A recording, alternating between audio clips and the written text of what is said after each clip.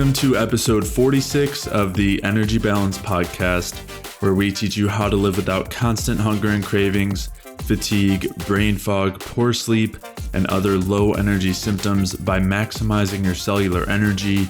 I'm Jay Feldman. I'm a health coach and independent health researcher, and joining me again today is my good friend Mike Fave. Mike and I have been studying health and nutrition together for a long time now, and Mike also draws on his experiences from working within the healthcare industry. Today's episode is a Q&A episode where we'll be going over the truth about the supposed benefits and antioxidant effects of herbs and spices. We'll be talking about why many herbal supplements are not benign, even though they're natural. And we'll be talking about whether supplements can make up for a lack of nutrition, when it makes sense to use supplements, and also how to use appetite as an indicator of metabolic health. If you have a question that you'd like us to answer on a future Q&A episode, you can send those in to jay@jayfeldmanwellness.com. That's jay@jayfeldmanwellness.com. Or if you're watching on YouTube, feel free to leave those questions in the comments. If you are new to the podcast, I'd highly recommend that after listening through today's episode, you go back and listen through episodes 1 through 7, where we took some time to build a foundation as far as the bioenergetic view of health goes. To check out the show notes for today's episode, head over to jayfeldmanwellness.com/podcast, where you can take a look at the studies and articles and anything else that we referenced throughout today's episode. And if you are looking to improve various low energy symptoms, whether that's chronic cravings and hunger, or a low appetite, or a lack of energy, chronic pain, weight gain, digestive symptoms, hormonal imbalances, brain fog, poor sleep, or any chronic health conditions, then head over to jayfeldmanwellness.com/energy, where you can sign up for a free energy balance mini course, where I will explain why these symptoms and conditions really come down to a lack of energy in their root. And I'll also be discussing what you can do to restore your cellular energy so that you can resolve these symptoms and chronic health conditions. And before we start today's episode, I did want to mention that in the first question that we answer in regard to herbs and spices, I talked about how herbal supplements are often used as basically band-aids, where they're used as anti-inflammatories or antioxidants, or that different ones are used to support all sorts of different organs, and people end up taking a ton of different herbal supplements all at once. And normally in this case, they're used in a way that doesn't tend to fix the root issue of whatever's going on. But I did want to clarify also that herbal supplements can help to fix root issues if they are used properly, and also depending on the particular herb. So I just wanted to make that clarification before we get into that first question. And with that, let's get started. Oscar asks about ideal spices and herbs. And so I figured we'll talk just about which ones we like and amounts and all of that. And I want to start off by just mentioning that there was a period of time when we were more in our paleo days where we used a ton of herbs and spices, you especially. And, we would add a ton of turmeric to everything. All of our food was orange. And we would add a ton of herbs. And, it's because you read about all these beneficial properties to them, and there is some legitimacy there. But I think that it's also a little bit skewed from what's ideal. So what I would say just kind of in general is that for the most part, herbs and spices, I think, are better viewed as, in at least in high doses, are better viewed as basically like medications or something that we're using for an acute issue. I think it's totally fine to use them in moderate amounts when cooking. For flavoring, flavor. Yeah, exactly. But not in huge amounts as if you're trying to get X 100 milligrams for, whatever condition. In general, if we're using them for that, it's more of a band-aid, if anything, and it tends to come at a cost. It's not really addressing what's actually the issue. I think that it's fine. Like, it's a fine band-aid as far as band-aids go, depending on what herbs and spices you're using. But I think it's important to consider that it's not solving an issue. And, in a lot of the alternative herbal medicine situations, you'll see people taking like tons of herbal compounds or supplements, handfuls of them throughout the day. And so I think that that's less than ideal. And again, it's like, if you're needing that, you're definitely not, the underlying issue is definitely not being resolved. Yeah. I would say also, in general, I think it can sometimes be helpful to draw a line between, as far as where the spices and herbs are coming from when the plant is concerned, where when we're looking at herbs and spices that are coming from leaves, for example, we know just when looking at foods that anything coming from the seeds or the leaves are going to have more anti-nutrients, more semi-toxic compounds that can be problematic, especially in high doses. Whereas the ones that might be coming from like bark or root or fruit are going to be much better and generally more protective, even in those higher doses. It's also worth mentioning that those compounds that are in the seeds and leaves and whatnot are, one of their main components tends to be that they are antimicrobial and that they're preventing any sort of microbes, bacteria or fungus, or parasite or whatever from consuming that part of the plant, which when it comes to our gut, for example, that can be helpful to have those antimicrobial effects, but we don't want to be taking such high amounts that they're affecting us more than just in our gut. We don't really want to be having those effects systemically because there are they typically tend to come with some harmful other effects. So as far as I guess kind of what I would say here is that I think using moderate amounts for taste in food is great. Using them as a band-aid occasionally for certain symptoms is fine, as long as the underlying issues are being addressed. In general, I tend to be more on the cautious side when it comes to these things. Again, not in moderate amounts for food, but just when using them in high amounts for food or as like a supplement or medication. Yeah. I think it's just important to recognize that if something is good in certain amounts, it doesn't mean that it's better in higher amounts always. Mm-hmm. And a lot of these things have a dose. And specifically for herbs and spices, in the past, I think it was recognized that they were medicine.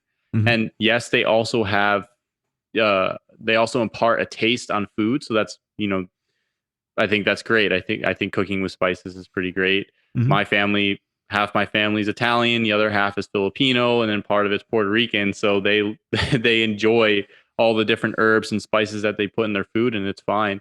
A lot of times they don't use high amounts. They use just like when my dad cooks with garlic, he's just gonna crush one clove and then fry it brown it in the pan basically, and then depending on how much he's cooking, then put the food on top. So it's again, it was never recognized to be doing tons and tons of these things. It was more just for flavoring.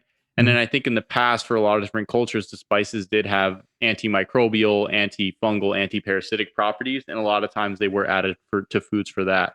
And I've seen some, different tribes talk about it, adding these different spices to meats and different things like that. So that's important to recognize. But again, as you said, I think that they should be considered medicines.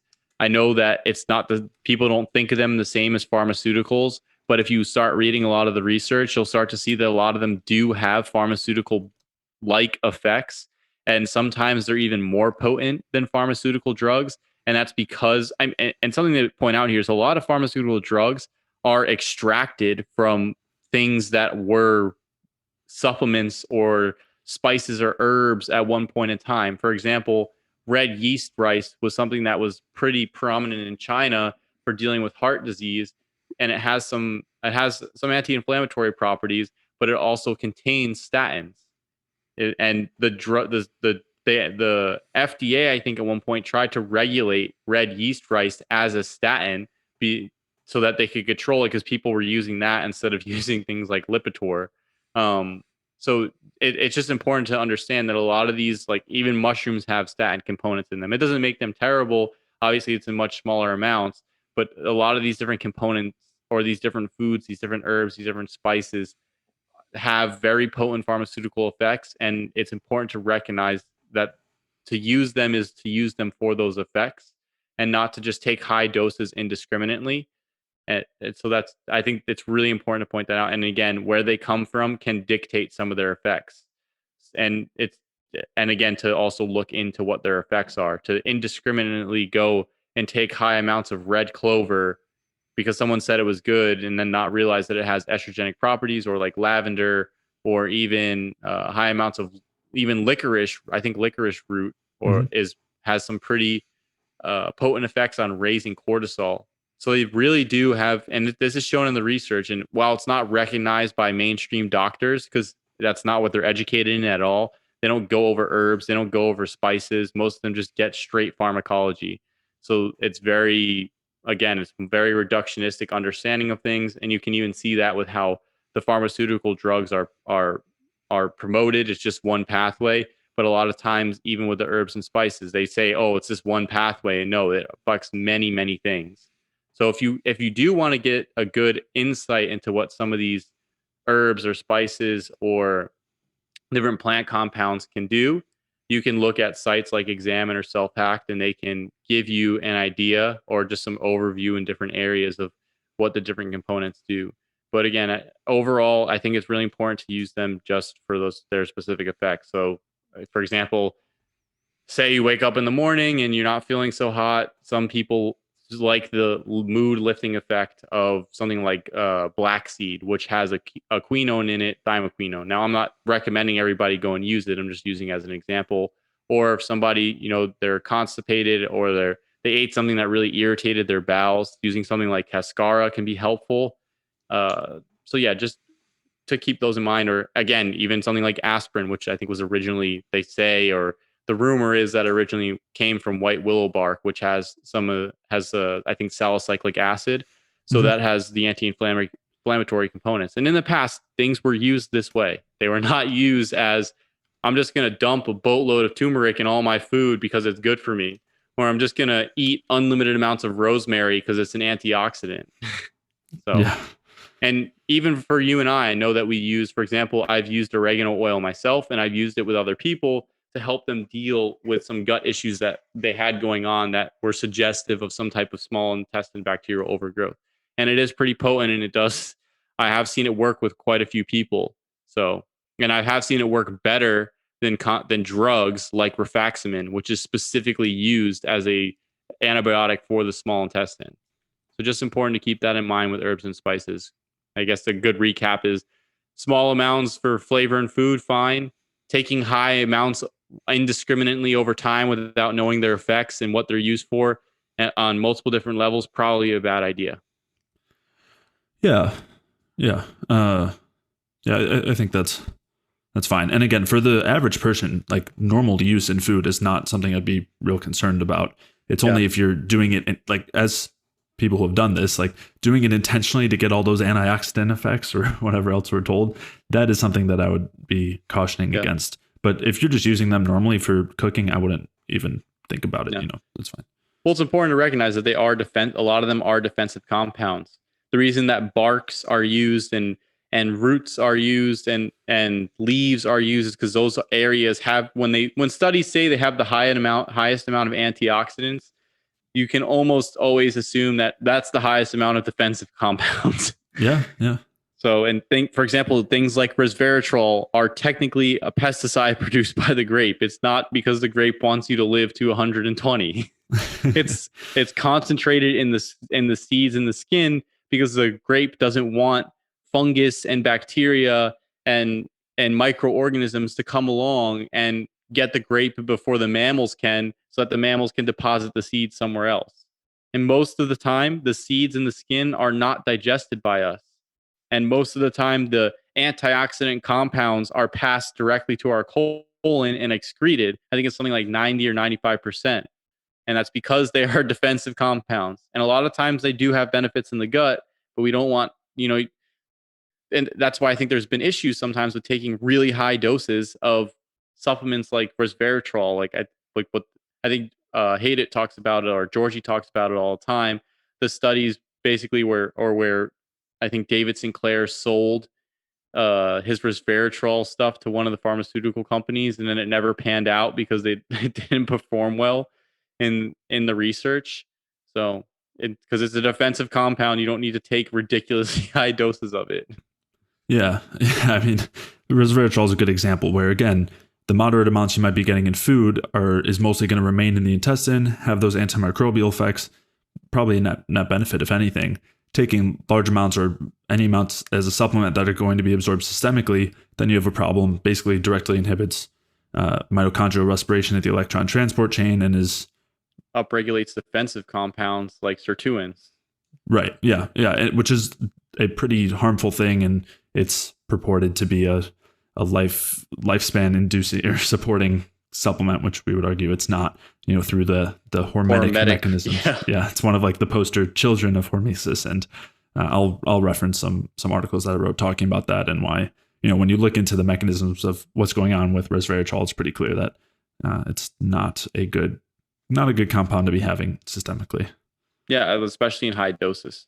Yeah. Yeah. Like just if you're having grape juice, fine. If you're having grapes, fine.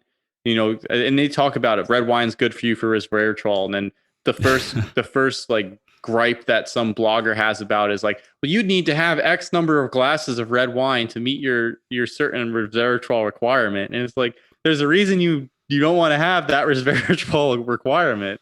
Yeah. Just stick with your red wine, stick with your grape juice. Avoid taking the little pill with a couple. I don't know what the dosage run for resveratrol. It's a couple 100 milligrams, or maybe a certain like number of grams of resveratrol. Yeah. So, and just to point people out, even some foods, like for example, things like broccoli or some of these vegetables, which would technically almost fall into a herb or spice area, because a lot of vegetables aren't actually the fruit of the plant. It's more like the body of the plant. Like broccoli is the flower and stem. Mm-hmm. They do have protective compounds as well. And in studies, when they feed animals large amount of uncooked broccoli, they develop signs and symptoms of hypothyroidism. Right. So then that's sort of the basis for cooking it to inactivate a lot of these different defensive compounds. Obviously, there's some benefit to some of these foods as well, but it's just important to recognize that plants have to defend themselves, and a lot of the purported benefits are from these defensive compounds. So the dose is important. Yep. Yeah. All right. Ready to move on? Yep. So Katie asks, can we access all of our basic nutrients through food? And she was asking about, basically food versus supplements here. And this is a pretty common question that I get in different forms. And, you and I do talk about how it's important to be getting our nutrients from food. We also talk about why certain supplements can be beneficial. And so I think that there are some good principles to outline here, which basically would, I think when we're cautioning about supplementing too much versus getting things from your diet, the concern is that throughout the mainstream, throughout the alternative sphere as well, oftentimes supplements are used to basically make up for a poor diet or lifestyle. And in general, I would say that it's not a good replacement for a bad diet or a bad lifestyle. But considering that doesn't mean that we need to avoid supplements altogether, where if we are having a good, a really good diet that does get us, allow us to meet our nutrient requirements, and there are certain instances where we'd want to supplement on top of that, supplements can help to further support, our diet and lifestyle. So there's, drawing that line can kind of be subjective, but it just, I think in general, when looking at supplements versus food, we want to be careful with supplementation. We want to definitely be considering risks and drawbacks, especially to higher doses. But that's not to say that there isn't a place for those things. Just again, as support to already having diet, lifestyle, which lifestyle includes stress, it includes movement, includes getting out in the sun, all of those things, as opposed to kind of replacing those things, which is in many ways, you can maybe make up for some of the harm that comes from having a pretty poor diet and lifestyle, but in reality, supplementation can often make that worse anyway. Yeah.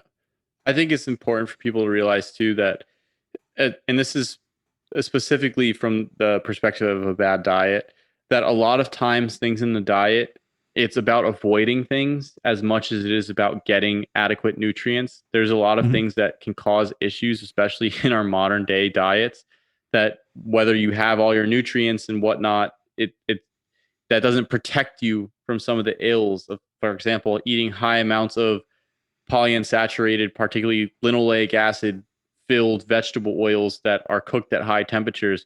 There's no amount of vitamin E and vitamin C that is going to protect against that, or aspirin.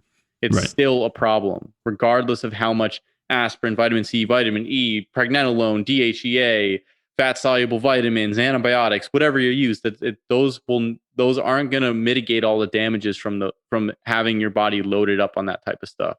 So or even fortified grain products that are cooked at ridiculously high temperatures or extruded or whatever it is. It doesn't solve that problem. Or, for example, taking in copious amounts of alcohol and while trying to, I eat really well and I take all these supplements, but I drink 5 nights a week until I'm absolutely wasted. That's not going to be helpful. And I would assume a lot of our audience is probably not doing that, but it's it's about avoiding the toxic stuff while also getting adequate nutrition.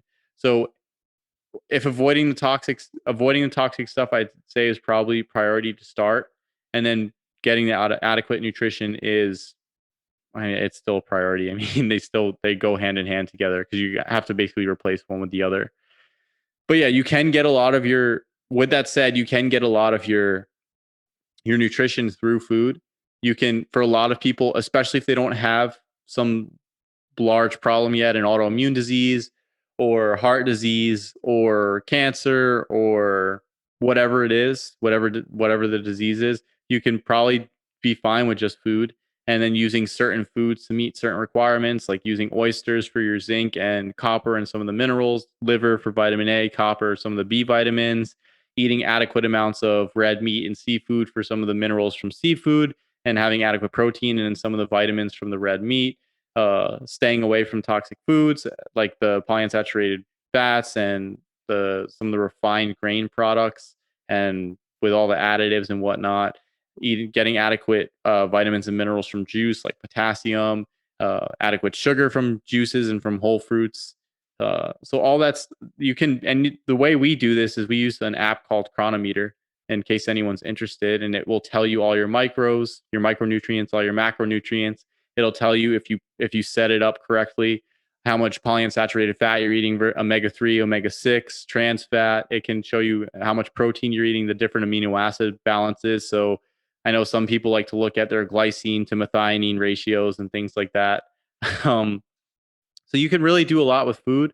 And then the supplements doesn't only have to be nutrients. Like, for example, you can have a solid diet, everything's in place, but your temps still aren't up. Using something like thyroid, it can almost be considered, especially if it's like a desiccated thyroid, be considered a food.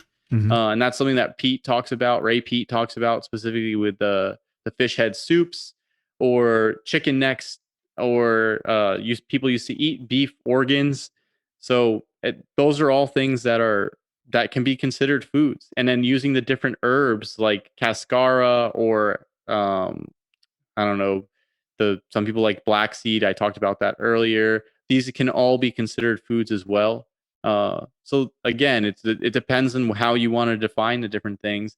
And then the other thing to add besides that is, even if it's not a food, even if it's a supplement, but it offers some type of benefit with very minimal risk or toxicity, and you can use it in certain situations, why would you not?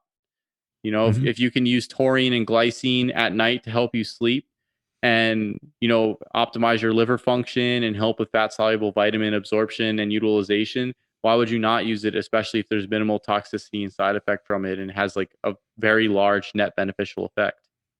So, can you do it all with food? Sure. It takes a little Depending bit on of, the situation. Well, yeah. well, Go ahead. yeah, depending on the situation, depending on your context. But I mean, if you have other modalities at your disposal, I mean, my perspective is why not use them? Especially if they, like, for example, if I have a really poor night sleeping and I'm feeling pretty bad and I have to go work my 12, 13-hour shifts, sometimes I take aspirin. So, Yeah. Yeah. And just to clarify what I was saying there too, I mean, you were saying that uh, basically what I was getting at was that depending on your situation, there might be a place where you have to address more than just diet. In the same way that you can't out supplement a poor diet, you also can't out diet a really poor lifestyle. If you're getting 4 hours of sleep per night, you're incredibly stressed. On from there, I mean, it's regardless of how good your diet is, you're probably still going to be struggling at least somewhat health wise. Again, all of that depends on the context and where you've been and all of that. But I think that's worth touching on. I also think, this idea of food versus supplements and what counts as what. There are certain, you were talking about certain supplements that could be considered food, like desiccated thyroid, which, as you said, people used to get in their diets in some amount, whether it was from like fish, as you mentioned, or chicken neck, or for a long time, the thyroid was included in ground beef.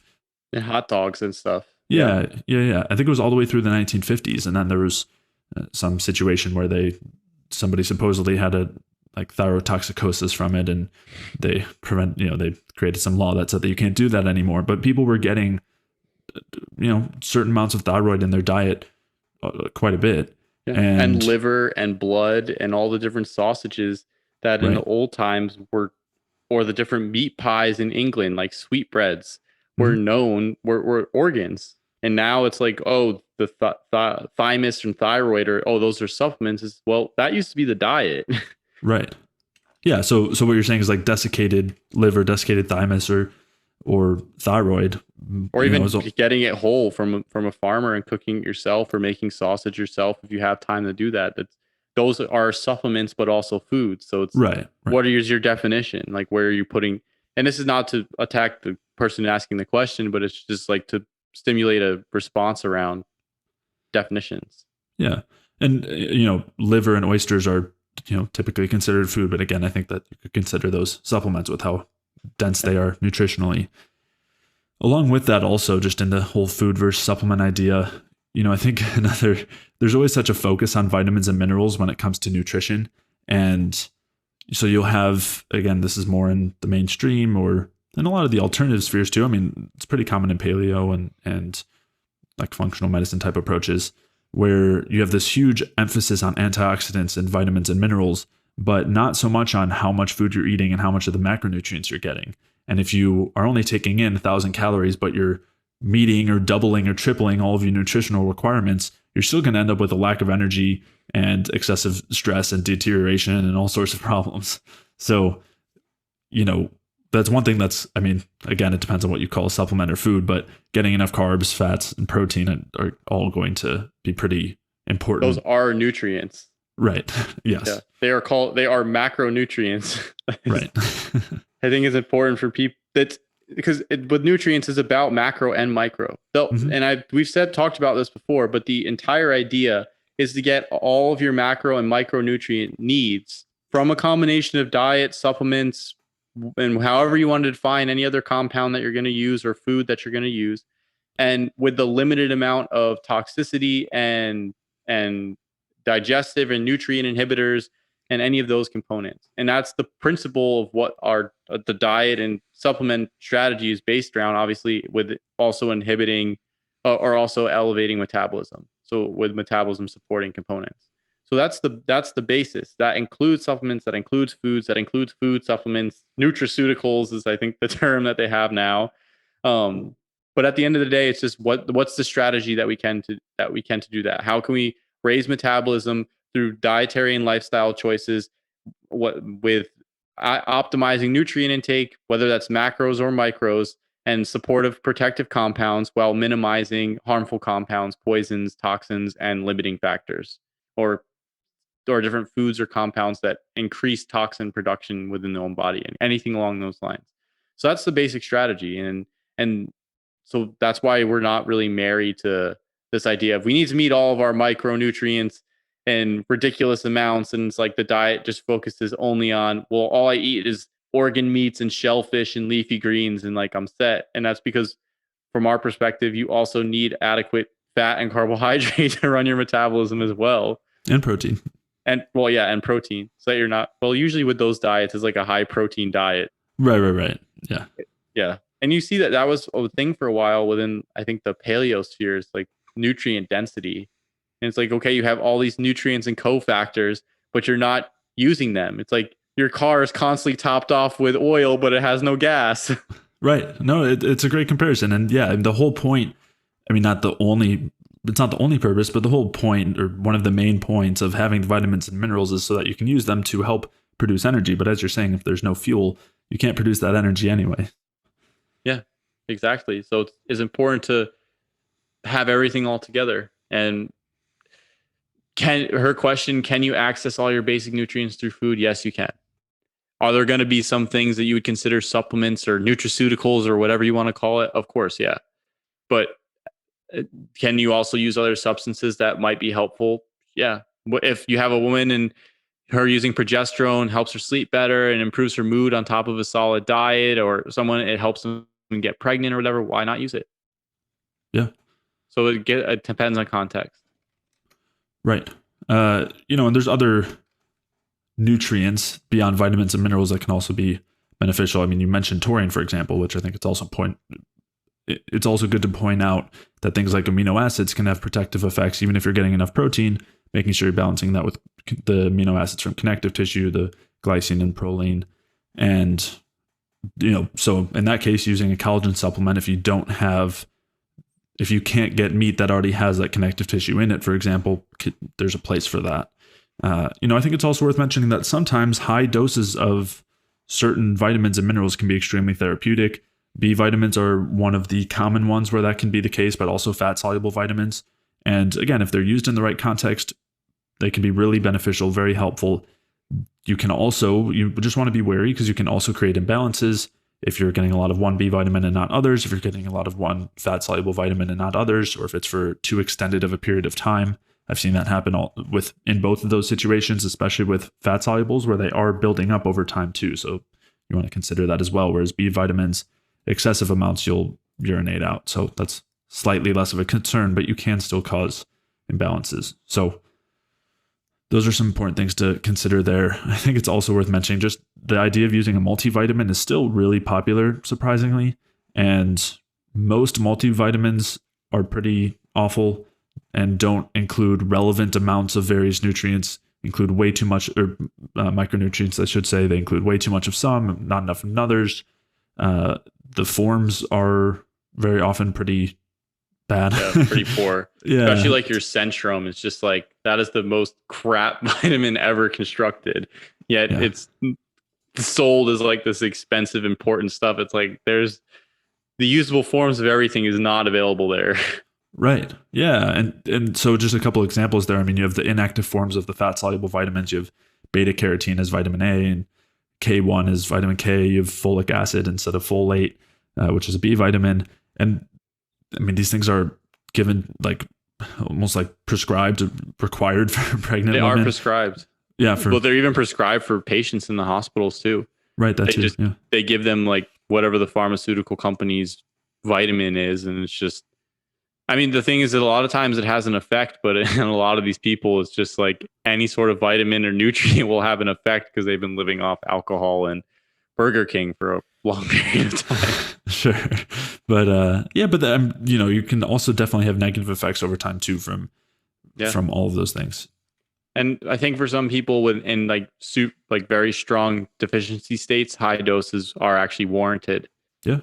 I just had a patient recently who that I was working with in the hospital who was drank a decent amount of alcohol on a regular basis, and his diet legitimately consisted of Burger King, and that was like once or twice a day. And he'd come to the hospital with a lot of neurologic symptoms, and what turned him around was B vitamins. Literally turned the symptoms right around. So for a lot of people, I think it's helpful. Especially depending on where you're coming from and depending on your context, some things may need to be replaced. For people who are severely vitamin D deficient because they live up north and their job consists of 8 hours, 5 days a week inside an office. And I'm not talking bad about that or anything, whatever it is, it's not optimal for vitamin D status. So in those cases, when you have extremely low vitamin D, there are risks or there are problems associated with that. So whether you use a vitamin D lamp or you supplement with vitamin D, coming back up into normal ranges can be very helpful. Yeah. I think you might have mentioned earlier too, a lot of use of protective hormones like thyroid or pregnenolone, progesterone for women. And I think it's worth mentioning too that, again, these things can be so beneficial, but I'll often see people who might have excessive amounts of stress or not getting enough sleep, not eating very much, and then trying to use those things to bridge the gaps or to, make up for some of the symptoms that they're experiencing. And again, in certain contexts that might work, but again, I think that's a typical example, especially in this sphere of trying to out supplement a diet that is not in a way that's not going to be or a functional. It's not lifestyle. going to Yeah. or lifestyle that's not going to work. So Yeah. They can help. It's just they're band-aids, they're not long-term solutions. well, and sometimes they can make it worse too if you're not eating enough, for example. Oh yeah, if you're gonna push the gas pedal on metabolism and use all these hormones and then not eat, it's not good. But I also think they can be helped. Like I say this just from my own personal perspective, that using some of these things sometimes in situations where it's like I just worked the day before, I had a really long day. I was only able to get like 6 or 5 or 4 hours of sleep because of whatever happened at work, and then I have to go back early the next day, and it's just like I don't have control over that. Then it's those days are helpful for trying to use some substances to help mitigate the stress from that. But this Definitely. is again on top of trying not to do that on a regular basis and eating well and making sure everything on the other end is taken care of. Mm-hmm. Yeah. So, Yeah. yeah. Yeah. I definitely think they can be helpful for those acutely stressful situations. Again, whether it's something like aspirin or extra B vitamins or those protective steroid hormones or thyroid, for sure. Again, on top of a already pretty decent foundation. Yeah, of course. So Tara asks, usually I did not have much of an appetite when I was following a low carb diet. My appetite has increased tremendously since adding sugar back in. Is this a sign of returning metabolic health? So in general, I would say, yeah. And that was part of why I like this question, is just that it's a symptom that I don't think we've talked about quite as much, but appetite can be a really good indicator of how much fuel we're using and basically how our fuel needs are changing, which is a good indicator of our metabolic function. So in general, when we're seeing a major shift in appetite towards an increase, that in general tends to mean an increase in metabolism and then vice versa.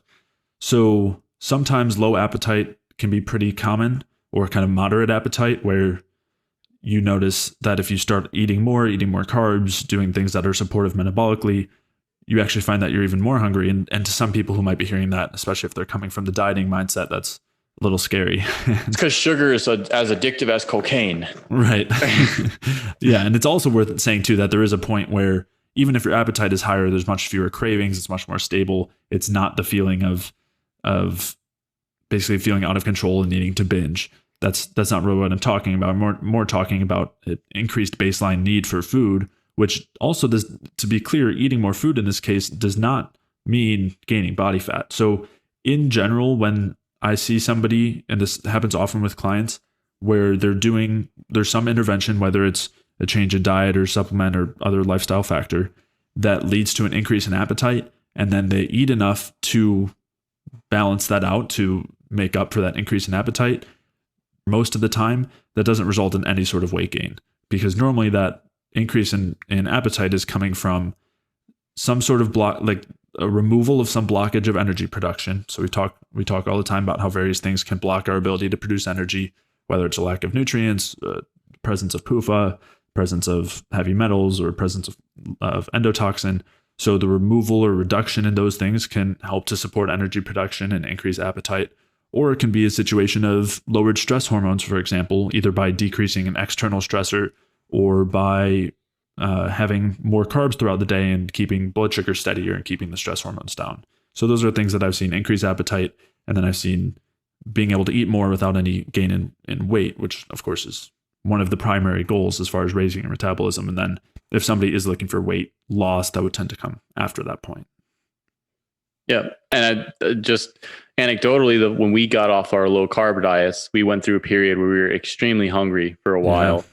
The other thing I want to point out is I think it also, for a lot of people, when they go on keto or they go on these lower carb diets, they eliminate a lot of starches and grain products and they lose a lot of weight. And then they conflate that with this idea that it's carbs in general. And that's because I think the hypotheses within that sphere is that carbs and insulin are driving all modern diseases.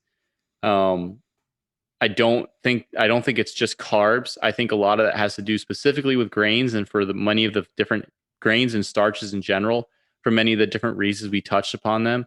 And but it really depends. Again, it depends on what starch. But at least in my experience, I found for people that when they go to sugar and overall, so whether that's your fruit juices, your whole fruit, or any sort of carb source like that, you people tend to increase their appetite pretty drastically, and they don't get the highs and lows, especially if they're eating enough fat and enough protein. And they're also able to maintain their weight just fine.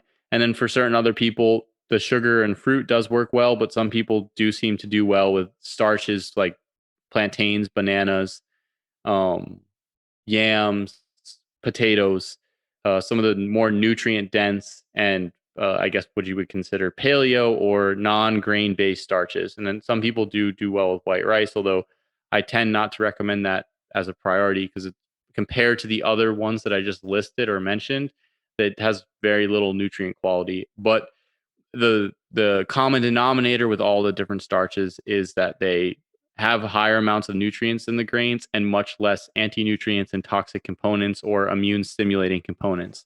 And so I think a lot of the weight gain that people are associate with the carbs in general is usually with a lot of industrial grain products and then the whole grains diet in general, and not necessarily eating, because people find on once they go paleo, usually this is the progression I see.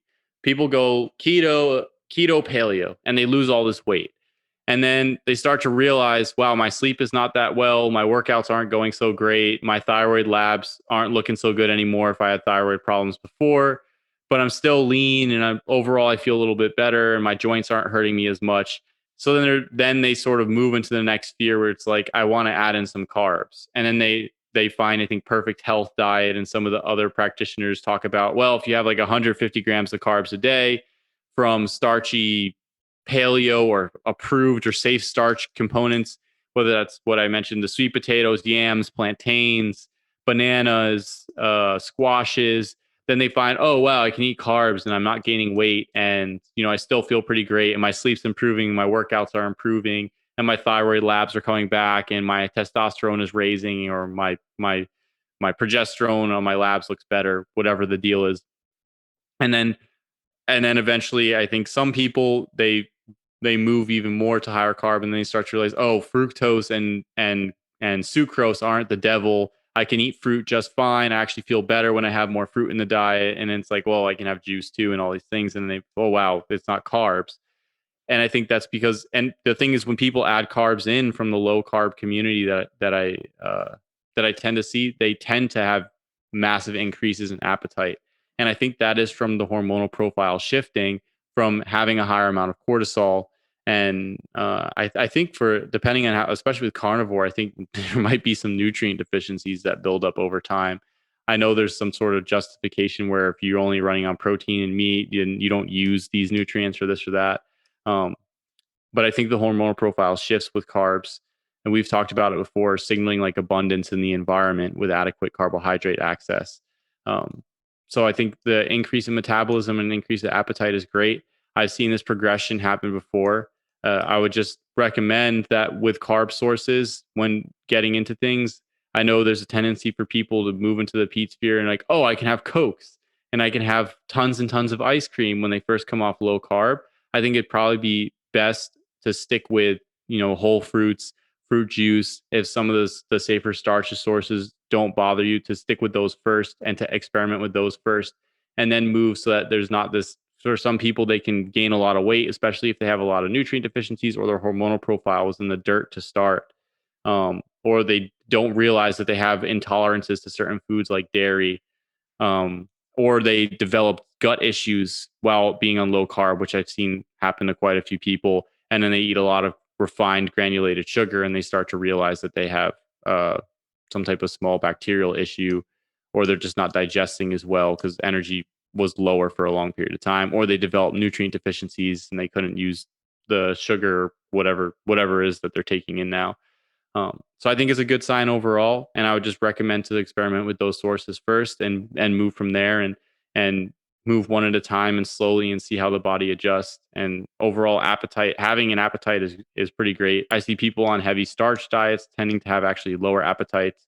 I see a lot of the sick people that I work with having zero appetite, eating like minimal. I see a lot of older people now eating very minimally. I don't know how they're surviving. I see a lot of people in our generation now with eating. I just had a friend. he's over 200 pounds. He's subsisting just fine on 1,800 calories. I've seen quite a few people like that. And are they a little bit overweight? Yeah, but they still have a decent amount of lean mass. Even when you account for high body fat percentage, that would mean that their basal metabolic rate should be much higher. So having an appetite, I think, is a great sign.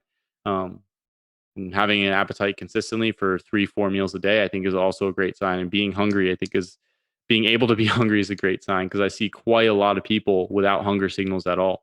And they're trying to manage their weight, and I need to eat less, and they're eating less and the weight's not coming off, and then they're not hungry, and then they're really not eating anything. So that hunger is a great sign overall. Yep. Yeah, I agree. Decreased appetite is, in general, a pretty good sign of excessive amounts of stress.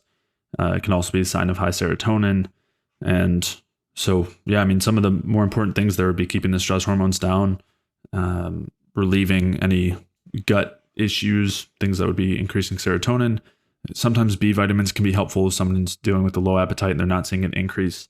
But more than anything, I see eating more, improving the quality of foods, and helping to rebalance the gut and hormones being the main things that help to stimulate appetite, especially in the morning. It's very common, especially coming from low carb or low calorie, to not have much of an appetite in the morning, in which case sometimes also just a small amount of sugar in the form of fruit or fruit juice can help to stimulate it by bringing the stress hormones down.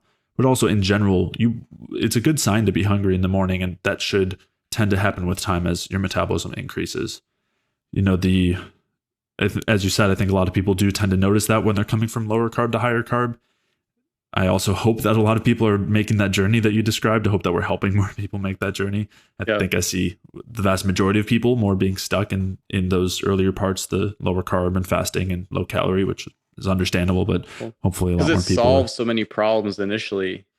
Right. You see initial benefits and long-term costs for sure. Yeah. Yeah. All right. I hope you enjoyed that episode. I did want to mention before we wrap up that I did take a look at when thyroid gland was actually prohibited from being included in ground beef. And it actually wasn't until 1988, which is just interesting to note that for quite a long time, people have been eating thyroid gland in ground beef, just in their typical foods that would have ground beef. If you did enjoy today's episode, please leave a like or a comment if you're watching on YouTube. And if you're listening elsewhere, and could leave a 5-star review on iTunes or a review. Those things all do a lot to help support the podcast, and I really appreciate it. If you have any questions you'd like us to answer on a future Q&A episode, you can send those in to jay@jayfeldmanwellness.com. That's jay@jayfeldmanwellness.com, or you can leave those in the comments if you're watching on YouTube. To check out the show notes for today's episode, head over to jayfeldmanwellness.com/podcast, where you can take a look at the studies and articles and anything else that we referenced throughout today's episode. And if you are dealing with any low energy symptoms, whether that is a low appetite or chronic cravings and hunger, or a lack of energy, chronic pain, poor sleep, hormonal imbalances, digestive symptoms, or brain fog, or any other low energy symptoms or chronic health conditions, then head over to jayfeldmanwellness.com/energy, where you can sign up for a free energy balance mini course where I'll explain how these symptoms and conditions really come down to a lack of energy, and I'll also walk you through the main things that you'll want to do to restore your cellular energy using diet and lifestyle. So to sign up for that free energy balance mini course, head over to jayfeldmanwellness.com/energy. And with that, I will see you in the next episode.